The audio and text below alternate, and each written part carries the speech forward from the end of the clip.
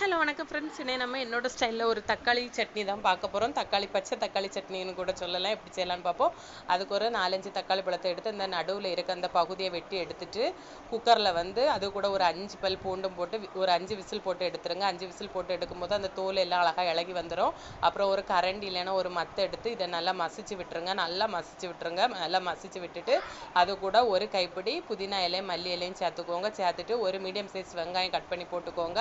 அப்புறம் கொஞ்சம் உப்பு போட்டுக்கோங்க. உப்பு போட்டு செக் பண்ணிக்கோங்க. உப்பு உங்களுக்கு எவ்வளோ கரெக்டாக இருக்கான்னு பார்த்து செக் பண்ணிக்கோங்க. செக் பண்ணிவிட்டு கார மிளகாத்தூள் 1 டேபிள் ஸ்பூன் போட்டுக்கோங்க. கலர் வேணும்னா காஷ்மீரி மிளகாய்த்தூளும் ஒரு 1/2 டேபிள் ஸ்பூன் போட்டுக்கோங்க. போட்டுட்டு நல்லெண்ணெய் இல்லைன்னா கடலை எண்ணெயில் 1 டேபிள் ஸ்பூன் கடுகு, கொஞ்சம் உளுத்தம்பருப்பு, ஒரு கொத்து கருவேப்பிலை இவ்வளோ தாளித்து ஊற்றி மிக்ஸ் பண்ணிட்டீங்கன்னா சூப்பரான ஒரு தக்காளி சட்னி ரெடி ஆயிடும். இது இட்லி தோசைக்கு சாப்பிட அவ்வளோ டேஸ்ட்டாக இருக்குது. நீங்களும் செஞ்சு சாப்பிட்டு பாருங்கள். வீடியோ பிடிச்சிருந்தா லைக் பண்ணுங்கள், சப்ஸ்கிரைப் பண்ணுங்கள். தேங்க்யூ.